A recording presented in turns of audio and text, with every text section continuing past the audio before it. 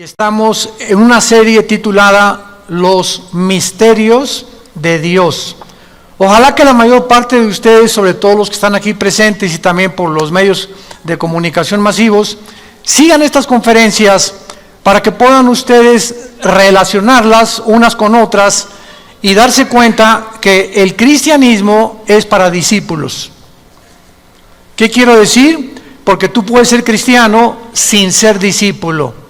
La palabra discípulo, matetes, en el griego, significa seguidor.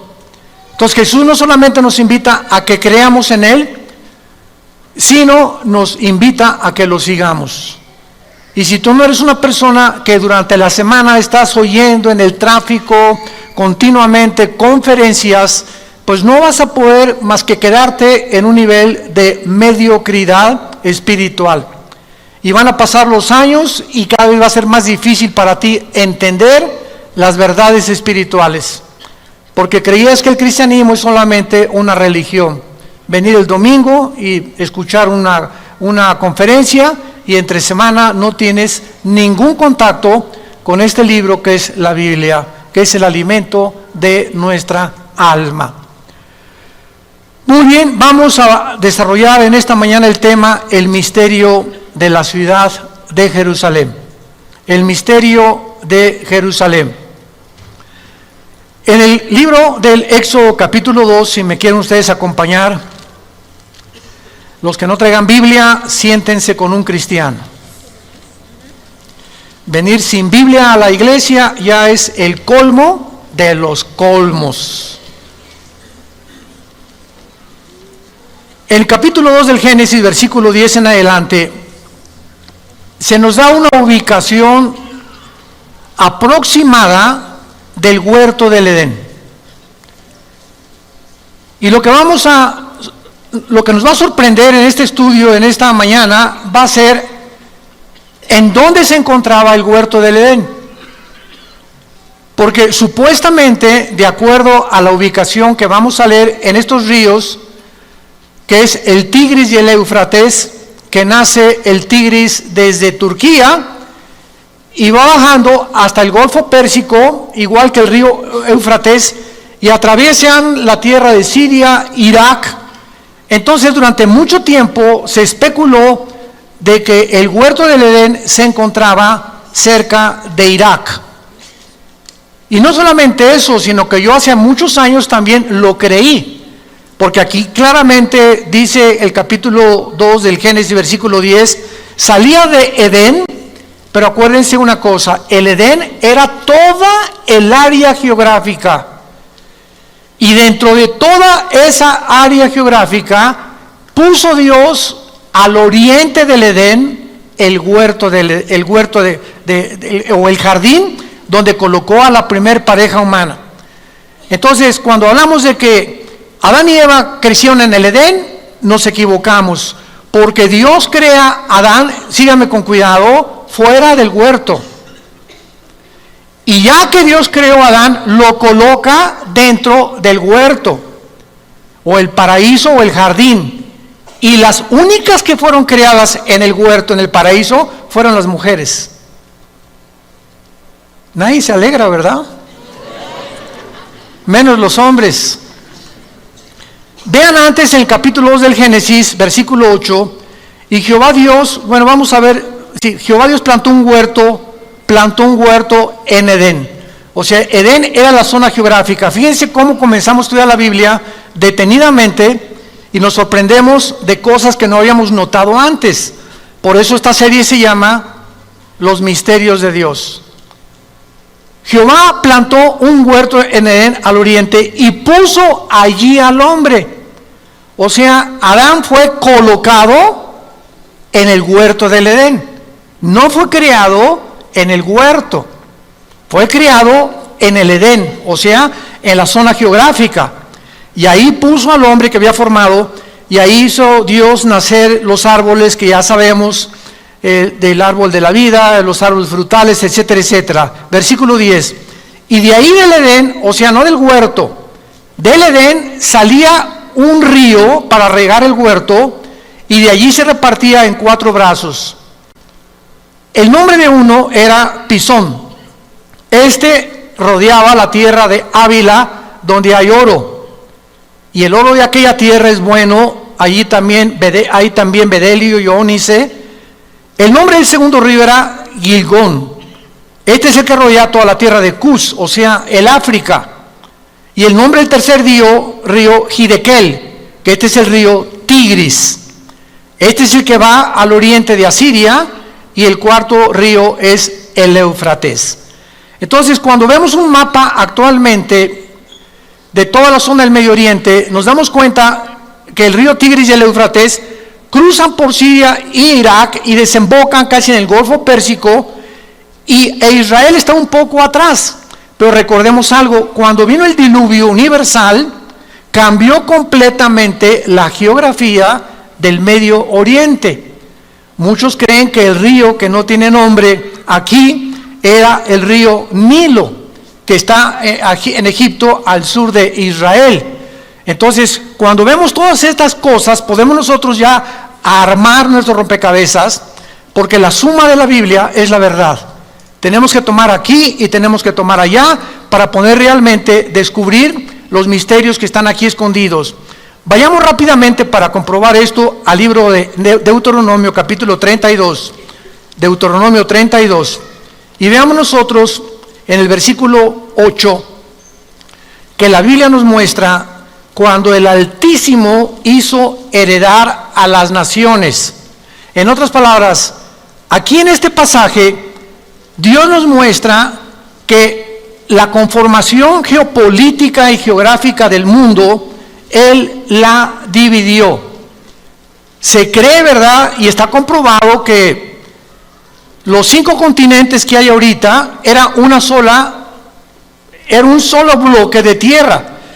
Y Europa se desprendió de América, África se desprendió también, Australia también. Entonces nos damos cuenta que antes todo estaba pegado, pero vino un cataclismo como el diluvio, que comenzó a separar los continentes, y esto está demostrado paleontológica y arqueológicamente y antropológicamente también. Y dice aquí la Biblia que Dios hizo heredar las naciones, o sea, Dios le dio a los españoles, ustedes van a ser españoles, italianos, etcétera, etcétera, y vino la división completa del mundo cuando hizo dividir a los hijos de los hombres y estableció los límites de los pueblos según el número de los hijos de Israel. Dios reparte el globo terráqueo y Él organiza la geografía del globo terráqueo poniendo en medio a la nación de Israel, al puntito insignificante que ocupa Israel, que no es más grande que el mismo estado de Nueva Jersey en Estados Unidos. Si tú ves un mapa geográfico, Israel casi ni siquiera se puede distinguir, junto a Egipto, junto a Siria, junto a Jordania, Irán, etcétera, etcétera. Ahora, veamos esto en Ezequiel capítulo 5, esta verdad, que Israel es el centro del mundo entero. Y vamos a ir desarrollando esto poco a poco, y les repito, nos va a sorprender. Dice Ezequiel 5, versículo 5. Así ha dicho Jehová el Señor, esta es Yehú Shalom. Yehú, ciudad, Shalom, la paz. La palabra Jerusalén, Yehú Shalom, significa la ciudad de la paz. La puse en medio de las naciones y de la tierra alrededor de ella. Esta palabra en medio es la palabra Tawej, que significa ombligo. La puse como el ombligo de las naciones.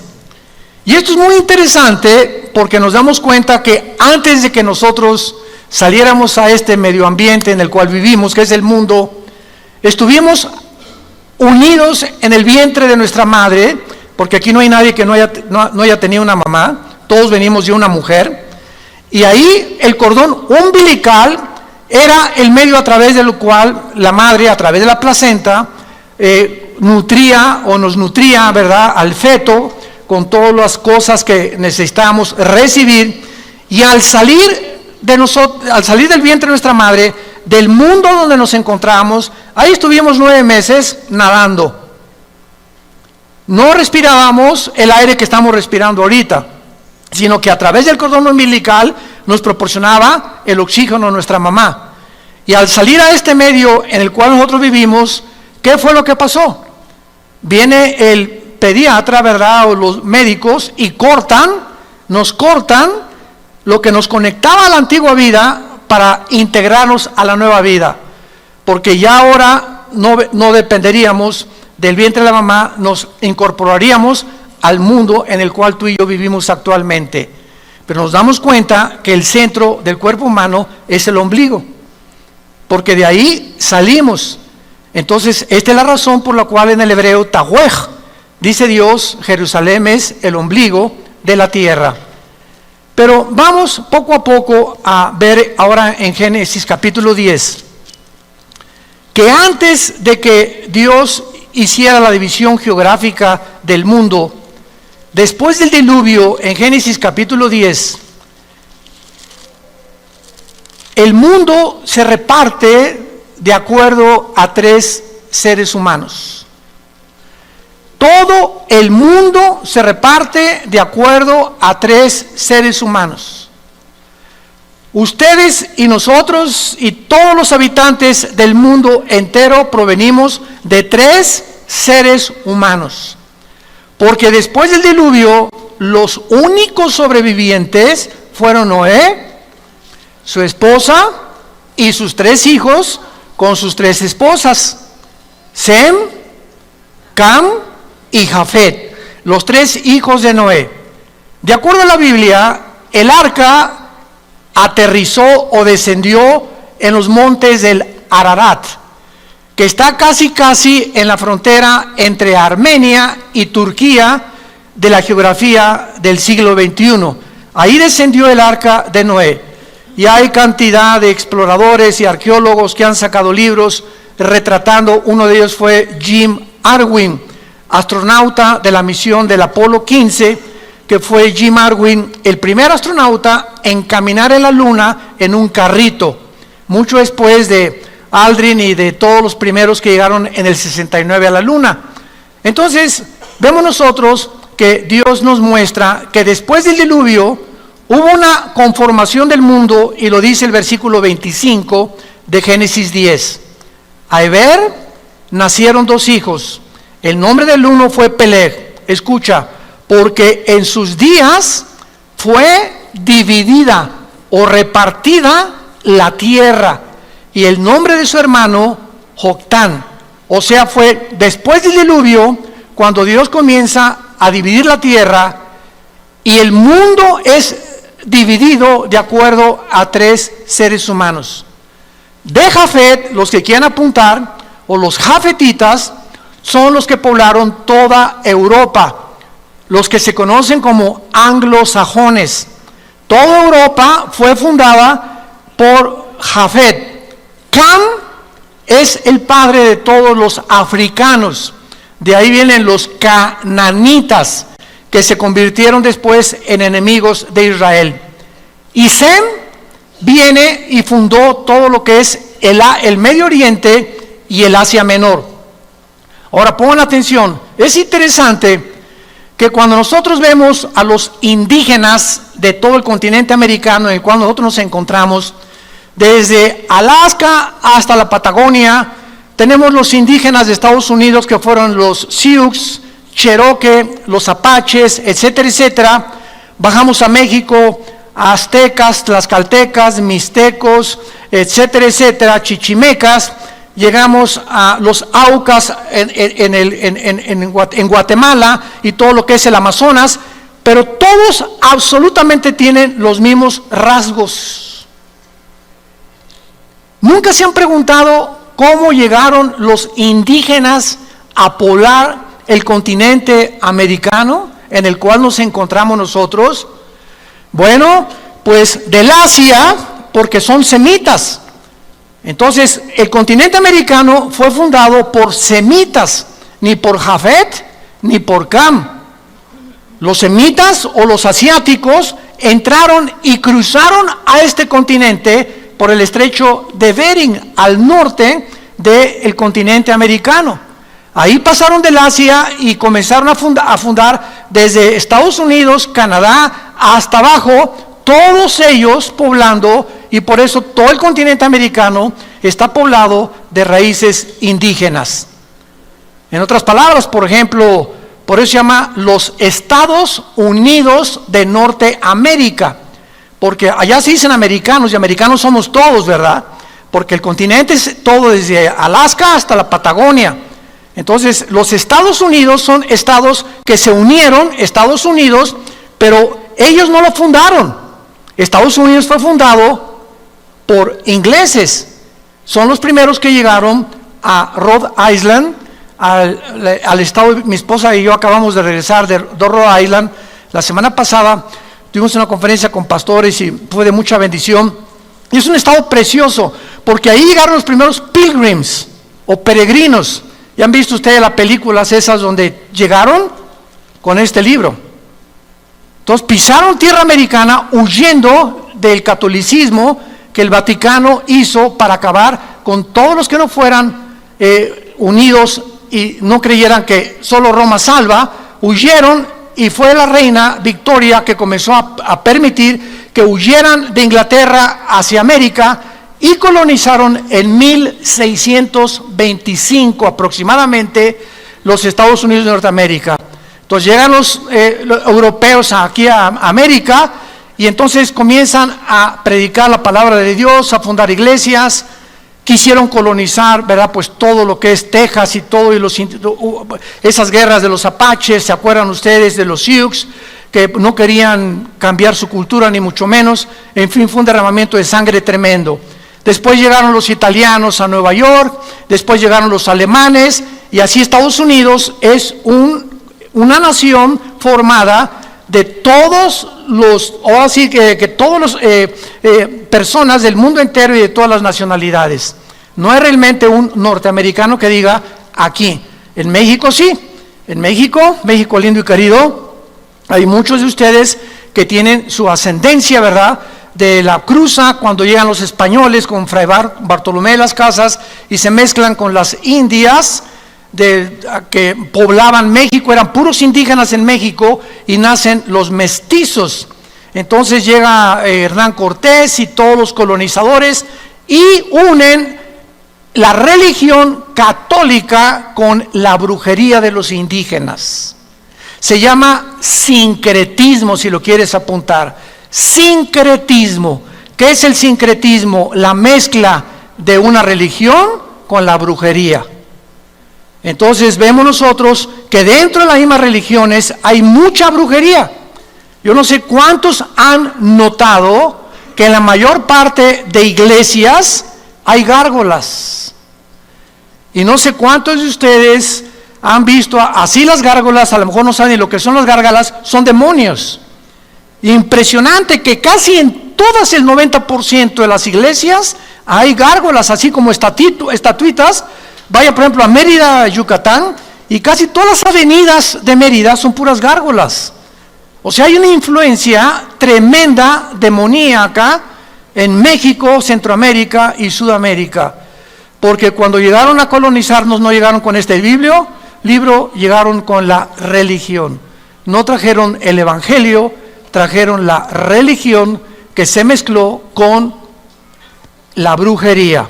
Muy bien, abandonando este desarrollo que estamos haciendo de la colonización y de dónde provenimos nosotros, nuestro punto principal es el siguiente. Realmente el huerto del Edén se encontraba en lo que es ahora la ciudad de Jerusalén. ¿Es posible que Jerusalén, siendo el centro en el cual Dios puso a las naciones del mundo, y siendo el huerto del Edén donde Dios coloca al ser humano, y donde se encuentra el monte de Sión. ¿Saben por qué se llama Jerusalén el monte de Sión? Gracias a David. Porque Jerusalén está en un monte, también le llaman el monte del templo. ¿Y saben ustedes dónde se encontraba? Virgen de qué llamamos ahorita, de la Macarena.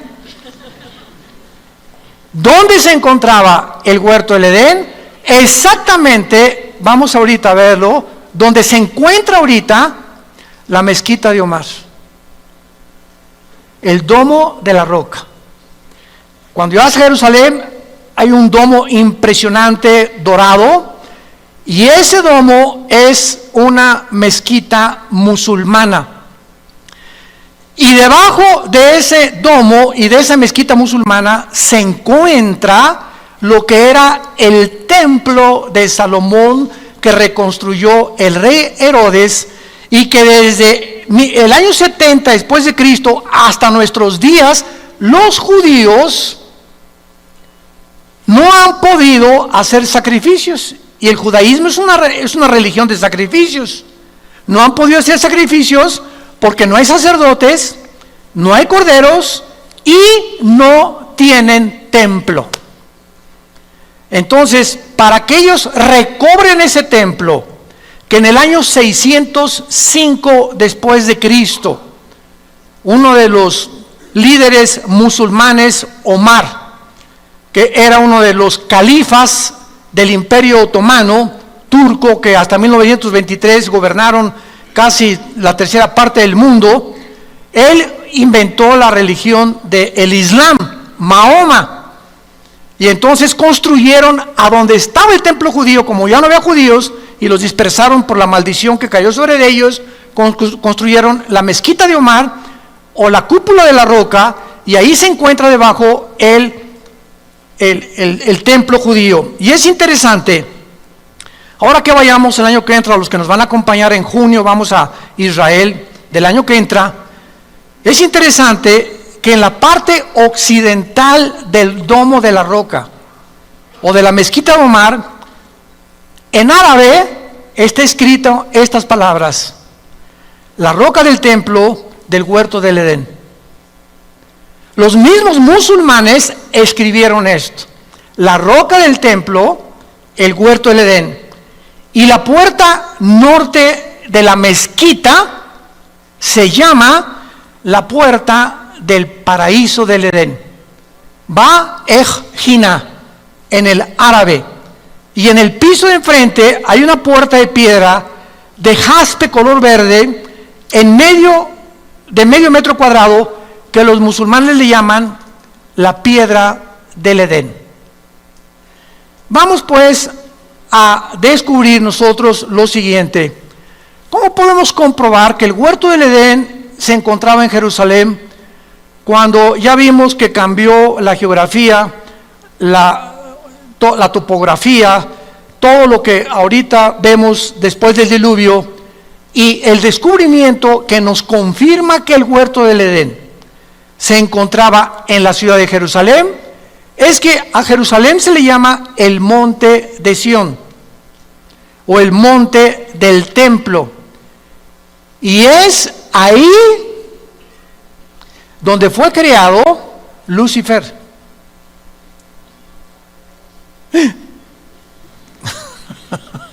Vayamos a Ezequiel capítulo 28. Ezequiel 28. Vean cómo podemos acercarnos poco a poco a toda esta investigación. En Ezequiel 28, la Biblia nos da la localización de que antes de que Dios creara a Adán y a Eva, este planeta Tierra había estado ocupado antes que nosotros. Se le llama el mundo pre-adámico, pero no por seres humanos, porque fuimos nosotros una creación especial de Dios después de los ángeles. Los ángeles se le llama la familia de Dios en el cielo, y la familia de Dios en la tierra es la iglesia, somos nosotros. Entonces, nos damos cuenta que cuando estudiamos la Biblia, Satanás o Lucifer, que era su nombre, el que lleva la estrella o el que porta la luz, su nombre no es Satanás. La palabra Satanás viene del hebreo Satán, que significa enemigo o adversario. Entonces es un título nada más. Licenciado Carlos Vélez. Licenciado es el título, su nombre es Carlos, su apellido es Vélez. Entonces cuando hablamos de Satanás no es un nombre, es un título, el enemigo de Dios. El diablo no es un nombre. El diablo significa el que acusa, el que calumnia. Son títulos que nos hablan del carácter de Lucifer. El nombre de él es Lucifer, la estrella de la mañana, y vamos a ver por qué. En Ezequiel 28, versículo 12 en adelante, dice: Hijo de hombre, levanta endechas sobre el rey de Tiro, y dile, así ha dicho Jehová el Señor, tú eras el sello de la perfección. Aquí inmediatamente descubrimos que no está hablándole al rey de Tiro, a una persona física, humana como tú y como yo. Y lo vamos a ver más adelante, porque realmente ningún ser humano ha sido creado perfecto como Lucifer lo fue. Entonces, cuando está hablando el Espíritu Santo, nos está mostrando la Biblia que siempre detrás de los gobernantes se encuentran poderes de las tinieblas. Detrás de mucha gente, de muchos brujos, de muchos gobernantes, de muchos artistas, de muchos músicos, de muchos políticos, de muchos cantantes, se encuentran otras entidades espirituales que los están usando en el mundo. Y la mayor parte de los seres humanos no descubrimos ni nos damos cuenta y creemos, por ejemplo, ¿verdad?, que esa persona como un Hitler, ya los mismos estudiosos, psicólogos y psiquiatras que han estudiado la personalidad de Hitler saben que no era una persona normal, que había una fuerza extraña. Los mismos que se acercaban a Hitler sentían algo diabólico en él, y la Biblia nos muestra claramente que, pues claro, era un personaje completamente controlado por demonios. Más bien le ganaba al Gadareno, porque el Gadareno tenía 5,000 demonios y Hitler lo gobernaba un principado, un jefe de los demonios. Entonces la Biblia nos muestra también, ¿se acuerdan de Pedro? Que Cristo comienza a hablarles: es necesario que el Hijo del Hombre sea entregado por los ancianos, los líderes, los escribas, que muera, que sea crucificado y resucite al tercer día. Y en ese momento Pedro se acerca y le dice: no, Señor, no te acontezca tal cosa. Y se voltea a Jesús y le dice: aléjate de mí, Satanás. En ese momento algo estaba ocupando las cuerdas vocales del apóstol Pedro. Bueno, no era apóstol todavía, pero estaba tratando Satanás a través de Pedro hacer que Cristo no llegara a la culminación de su misión. Entonces, así nos vemos claramente que muchas veces demonios y principados operan en los seres humanos, y para que nosotros podamos tener la capacidad de distinguir o de sentir en el espíritu como una parábola. Hay personas, ¿verdad?, que cuando un cristiano vive cerca de Dios y tiene la comunión con Dios continua, te da a Dios el discernimiento espiritual. La palabra discernir significa distinguir entre lo bueno y lo malo, entre lo que es de Dios y lo que no es de Dios. Ahorita vemos la televisión y el mundo entero está lleno de predicadores falsos, de profetas falsos, de apóstoles falsos, y la gente, amén, amén, amén. La mayor parte de la gente no distinguen, ¿verdad?, ni siquiera como esa persona. Y dices: pero ¿cómo le puedes creer a esa persona, no? ¿Cómo es posible que puedas aceptar lo que él está predicando, que está violando la palabra de Dios? Porque no tienen discernimiento espiritual, y el domingo ni la Biblia traen a la iglesia. Y dice 2 Tesalonicenses 5, van a ser engañados. Y dejemos que aparezca el anticristo para que entonces el engaño se multiplique mucho más. Entonces aquí el Espíritu Santo le está hablando a Lucifer, y vamos a ver por qué. Versículo 13, en Edén. O sea, el rey de Tiro nunca estuvo en el Edén. En Edén, en el huerto de Dios. Edén es la zona geográfica, el huerto es el jardín que Dios colocó para probar a la primer pareja humana. Ahí dice la Biblia que estuvo Lucifer. Ahí estuviste. De toda piedra preciosa era tu vestidura. La palabra merucá en el hebreo, vestidura, no es ropa, es cabañas o lugares de habitar. En otras palabras, el huerto del Edén de Adán y Eva eran frutas, árboles deliciosos, agua cristalina, era un bosque impresionante, ¿verdad? De belleza, guacamayas, me imagino, y todo así bonito, flores por todos lados, era un jardín hermosísimo con manzanas, con almendras, etcétera, etcétera. El huerto del Edén, antes que nosotros, era un lugar de piedras preciosas, de puros metales. De puros metales.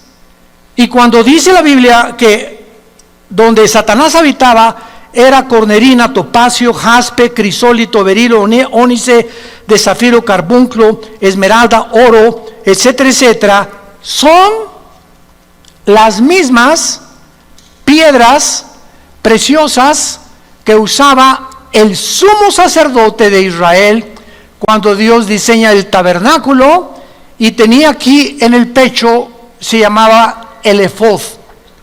El sumo sacerdote entraba al lugar santísimo en el Antiguo Testamento y entraba con 12 piedras preciosas, 4, 4 y 4, eran 3 hileras de piedras, y son estas que menciona aquí. Esto es interesante. ¿Por qué Dios relaciona las piedras preciosas del Edén con las piedras preciosas del sumo sacerdote? Ya cuando desaparece ese Edén y ahora es un paraíso que ya tampoco existe, ¿por qué lo relaciona con las piedras del sumo sacerdote? Esto nos habla que Lucifer fungía y tenía el oficio del sumo sacerdote en el cielo. Vamos con mucho cuidado. Pregunta, ¿pero cómo si no había pecado podía haber un sacerdote? Porque la palabra erios en el griego, sacerdote, significa el que intercede por otra persona. Es lo que significa la palabra sacerdote. Y ahora ya no tenemos nosotros a ningún sacerdote. Ahora nosotros somos sacerdotes cuando recibimos a Cristo, porque ahora yo puedo orar por mis hijos, puedes orar por otra persona ante Dios sin el intermediario de ninguna otra persona. Ya de la cruz a nuestros días, ya no tengo que venir con una persona y decirle, por favor, le voy a decir mis pecados, me confieso y me perdona, pues ese 20 Aves Marías o 5 Padres Nuestros y usted es perdonado. Y eso ya no existe. Ahora nuestro sumo sacerdote es Jesucristo. Y Él es el que está intercediendo por nosotros. Ya no hay necesidad de intermediarios humanos, porque no hay más que un mediador entre Dios y los hombres, Jesucristo hombre. 1 Timoteo capítulo 2. Muy bien. Entonces, esta era la habitación de Lucifer. Y a lo que vamos es que ahí en el lugar del Edén se encontraba lo que se llama el monte de Sión. Dice el versículo 14, tú querubín grande. 2. Lucifer no era un ángel. No es un ángel caído. Lucifer era un querubín. Los querubines son el rango más elevado de todos los demás criaturas que Dios creó. Por favor, síganme. Los querubines es una especie, entidades espirituales completamente diferentes. Unos tienen alas, otros tienen 4 alas, otros no tienen alas. Abajo de los querubines están los serafines. Isaías capítulo 6 del 1 al 4, que están y no bajan a la tierra. Día y noche están santo, santo, santo. Kadosh, Kadosh, Kadosh es el nombre de Dios, el Santo de Israel. Y los ángeles es otro rango de criaturas que Dios creó para mandarlos a este mundo. La palabra malak en el hebreo, y angelos en el griego significa mensajero. Entonces la palabra ángel significa mensajeros. Los querubines no son mensajeros, ni tampoco los querubines, ni los serafines.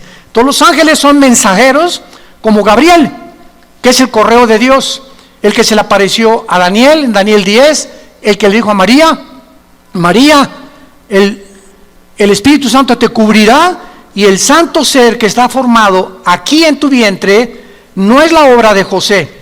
Él no va a poner el cromosoma Y, que es el que determina el género masculino, sino que el Espíritu Santo producirá, así como creó a Adán y Eva, y si de la nada le puso los cromosomas y la genética y el ADN de la nada, así a María de la nada Dios creó el cromosoma Y para que fuera formado en la fertilización con el óvulo de María el cuerpo de Jesucristo en su vientre.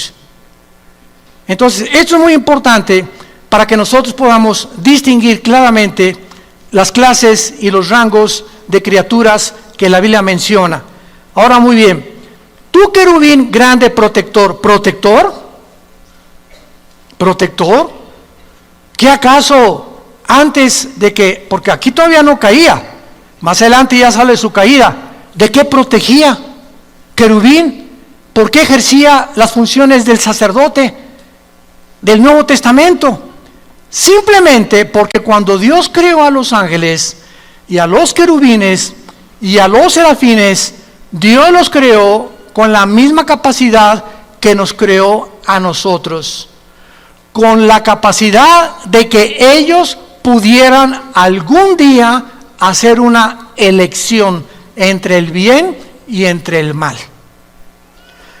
Oiga, pero si el mal no existía, no existía, porque cuando Adán y Eva fueron creados con la naturaleza pecaminosa. No, ¿verdad? Adán y Eva no fueron creados con pecado, no había una naturaleza pecaminosa, y estando una naturaleza sin pecado, pecaron. Esos mis teólogos. ¿No se han empachado? Bueno, seguimos. Cristo, cuando fue también formado en el vientre de María, nació sin una naturaleza pecaminosa. Así fueron creados los ángeles también, porque Dios no es el creador del pecado. Pero los ángeles tenían la opción, como la tuvo María, como la tuvo Jesucristo, de haber escogido resistir la tentación o rechazar la tentación. El único que la venció fue Jesucristo. Pero los ángeles tuvieron la oportunidad. Lucifer entonces cuidaba el atrio santo en el cielo, porque la Biblia dice que hay un templo en el cielo. ¿Dónde lo dice? Todo el libro de Apocalipsis. Dice la Biblia, se abrió el cielo y dice Juan, vi el templo de Dios. O sea, no es una iglesia como con construcciones, ni con una cruz, ni mucho menos, ¿verdad?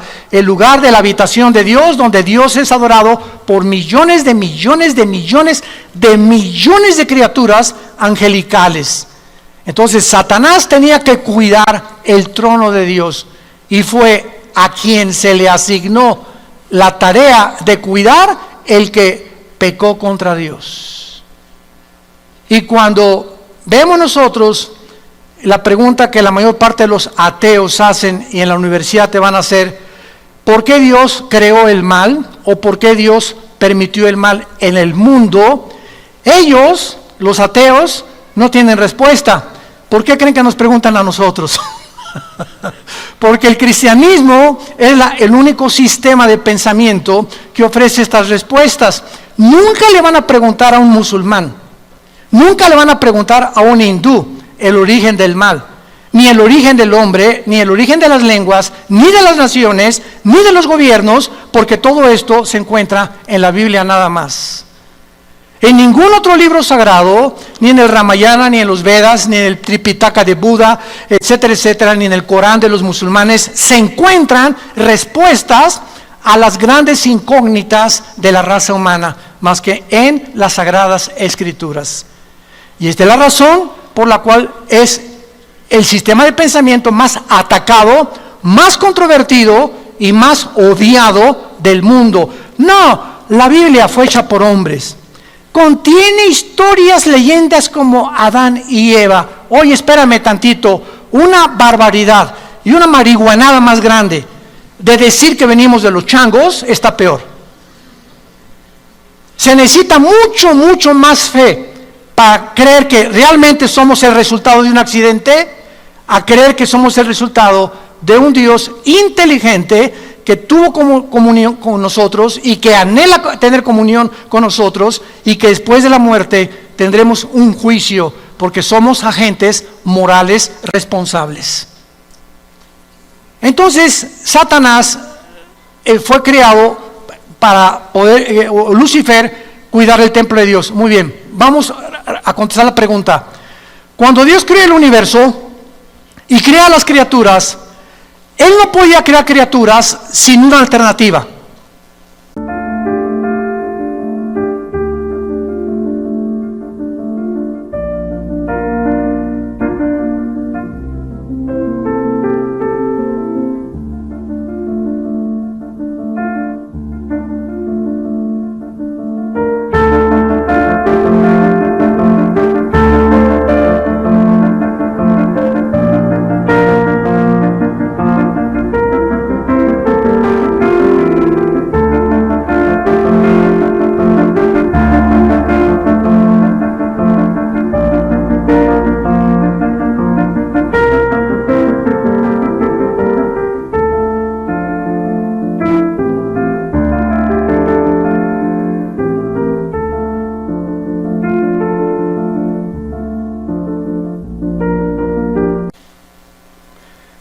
Se lo voy a poner más fácil.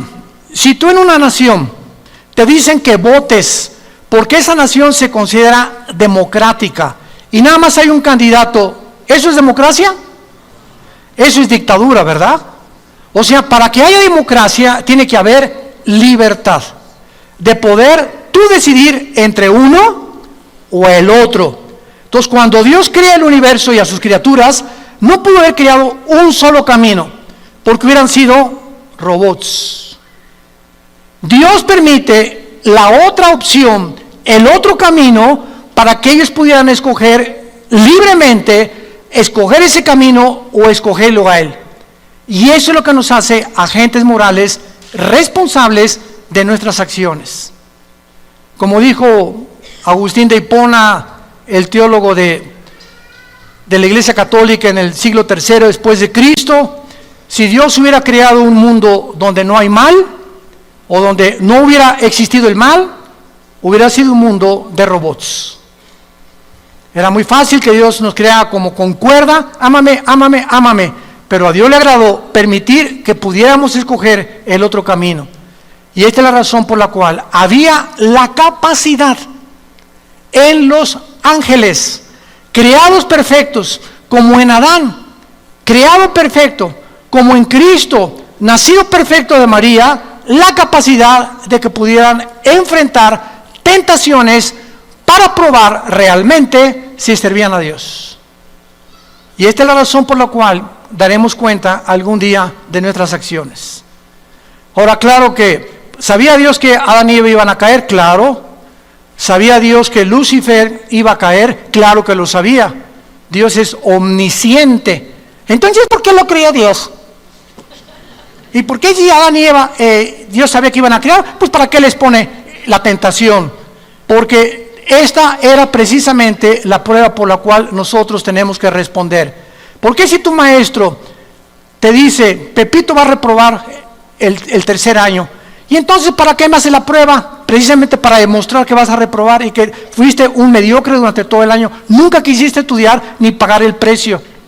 Entonces yo sé que tú vas a reprobar simplemente por la forma en que tú te conduces, y fue por lo que hizo Dios a Judas también. Imaginémonos a Judas en el juicio. Oye, ¿para qué me creaste si dice la Biblia que yo era el que iba a entregar a tu hijo? Es más, dice Judas, por favor, reconózcanme, si yo no traiciono a Jesús, ustedes no hubieran sido salvados. Porque gracias a que yo lo traicioné, entonces Jesús pudo morir por nosotros. Pero si yo no lo traiciono, Cristo no muere en la cruz. ¿Se fijan esta línea de lógica, aparentemente lógica? ¿Saben quién pensaba de esta manera? Un ateo italiano llamado Giovanni Papini. Y me acuerdo que antes de ser cristiano, estas preguntas se las hice yo a los cristianos y no hubo quien me respondiera. Y por eso persistí en mi ateísmo, porque yo exigía respuestas lógicas, razonables, que me hicieran pensar y me hicieran calcular exactamente lo bueno y lo malo y lo que iba a estar de por medio. Y entonces cuando vemos todo este razonamiento nos damos cuenta claramente, ¿verdad?, de que la omnisciencia de Dios no significa que Dios escoge a unos para el cielo y otros para el infierno. Este es un calvinismo completamente extremo. ¿Dios sabe quiénes se van a condenar? Sí.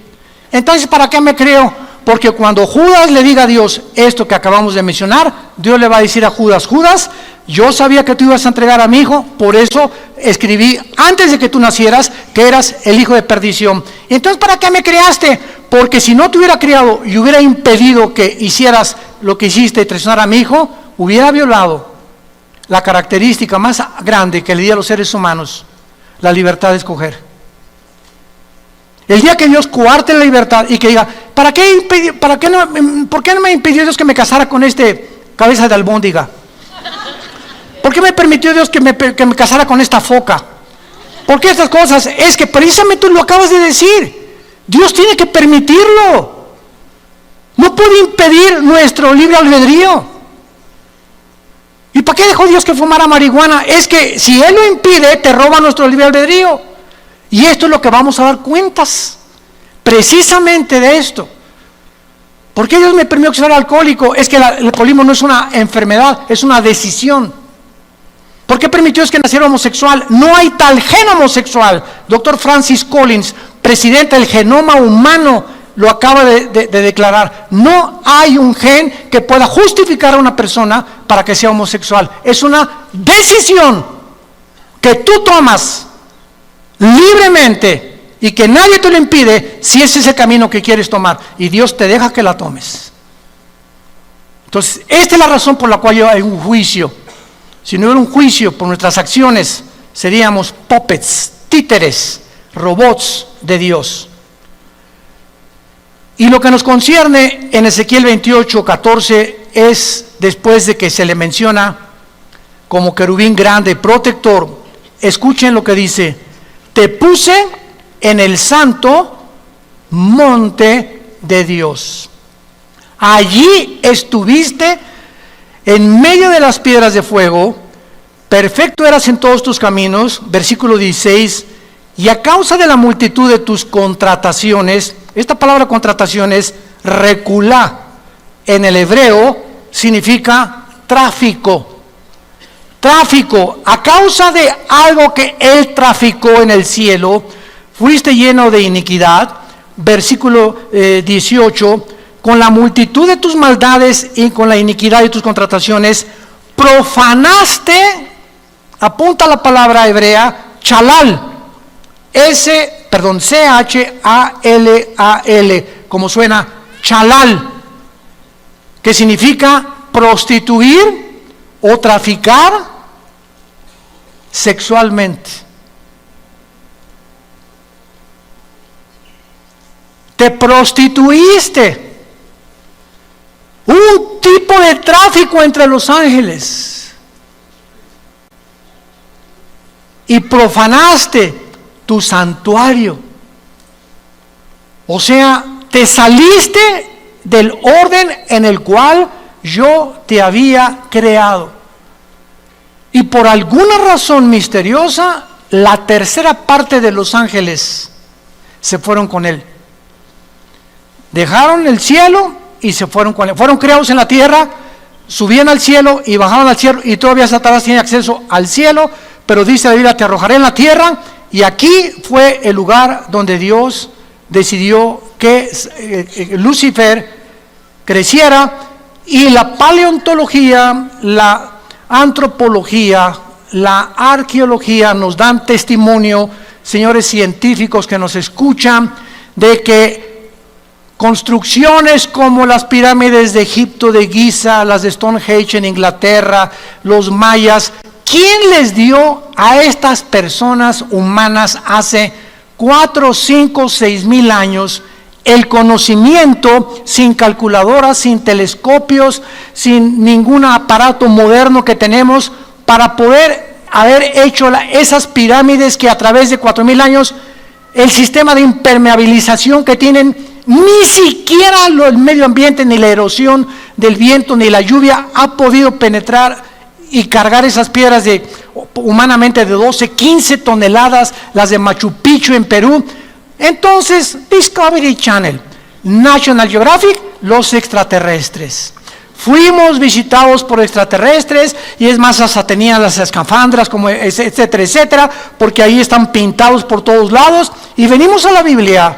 Esto fue la razón por la cual escribí el libro que acabo de escribir, La invasión de los ángeles caídos. Se los recomiendo, ahí explico todo claramente, para que vayas con tu maestro así, y le hagas aquí, mire, aquí están sus extraterrestres, maestro. Eso es lo que el mundo llama que una influencia extraterrestre son ángeles caídos. Son los ángeles que tienen la capacidad de materializar la energía. Y el cristiano ni siquiera ha podido descubrir el poder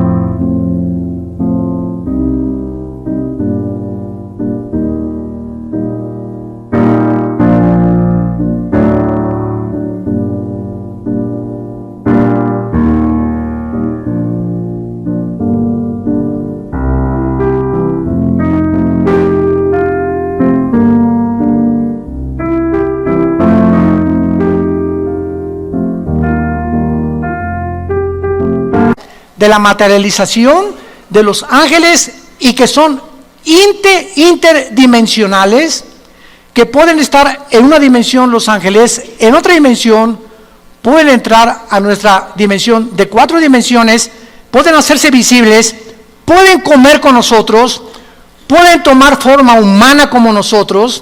Dice Hebreos 13 que muchos han comido o han hospedado ángeles sin que tú te des cuenta, porque tienen esta capacidad. Según de Corintios 11, Satanás se disfraza como ángel de luz. Nunca, dice un dicho, si tú quieres realmente en una reunión saber quién está influenciado por Satanás, es la persona que menos te esperas. En una reunión de 50 personas, un pastor me dijo, si Satanás quiere llegar a usted, pastor, ¿qué va a hacer? Se va a meter entre todas las personas y va a estar de los más cercanos a usted. Muchas personas de las más cercanas a nosotros, tengamos cuidado, pueden tener cara de ángel y pueden ser personas con una apariencia supuestamente buena. Esos son precisamente los que usa el diablo. Se disfrazan como ángel de luz. Nunca se disfraza como el guasón, ni con cara de loco. Él viene como ángel de luz. Entonces vemos claramente que Israel es el monte de Sión. De acuerdo a la tradición judía, el templo del monte, que es donde se encuentra la mezquita de Omar, es el fundamento sobre el cual Dios creó al mundo, porque allí se encontraba el monte de Dios, el huerto del Edén. Ahí fue donde Salomón edificó su templo. Ahí se le apareció en el monte de Sión a David. Ahí Abraham intentó sacrificar a Isaac, y actualmente es el lugar donde está la mezquita de Omar. La implicación de este estudio es que cuando Dios se separa del huerto del Edén y saca a Adán y Eva, Génesis capítulo 3, lo saca del huerto del Edén y prohíbe que el ser humano regrese al huerto del Edén, poniendo un querubín. con una espada encendida. Los querubines significan en la Biblia la santidad de Dios. Por eso en el arca mandaron construir 2 querubines con alas tapando, o sea, nadie puede ver lo que está ¿cómo se llama? Donde se ponía la sangre del sumo sacerdote, cuidando la santidad de Dios. Entonces el querubín en el huerto estaba impidiendo que el ser humano en estado caído no podíamos regresar a tener comunión con Dios. Lo impedía la santidad de Dios y la espada la justicia de Dios.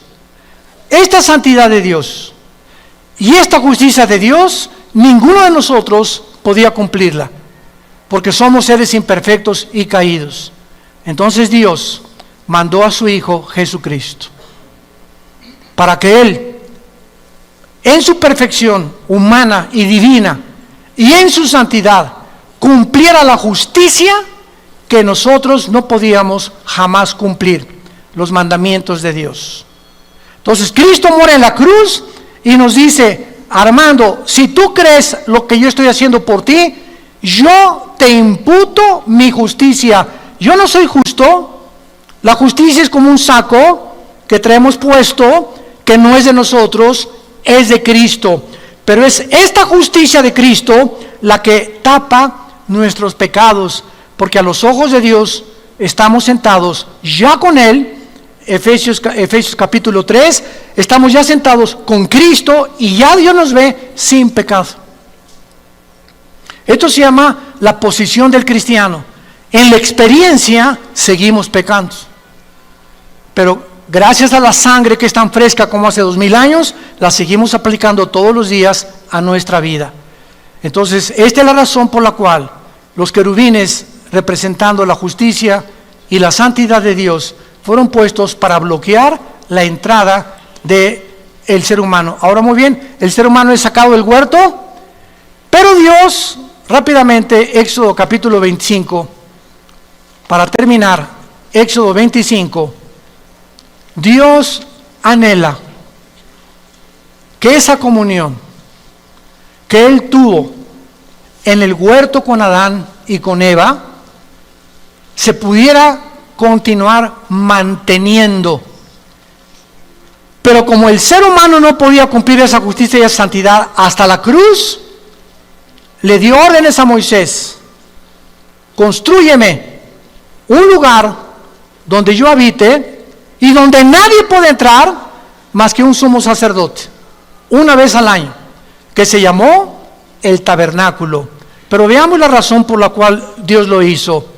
Versículo 8, Éxodo 25, 8. Harán un santuario para mí y habitaré en medio de ellos. ¿Cuál fue el propósito del tabernáculo en el desierto? Que Dios quería seguir morando en medio de nosotros.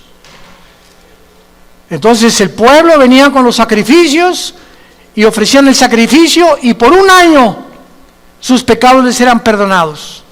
Y cada año sacrificios y sacrificios, sacrificios, hasta la cruz de Cristo, el sacrificio perfecto.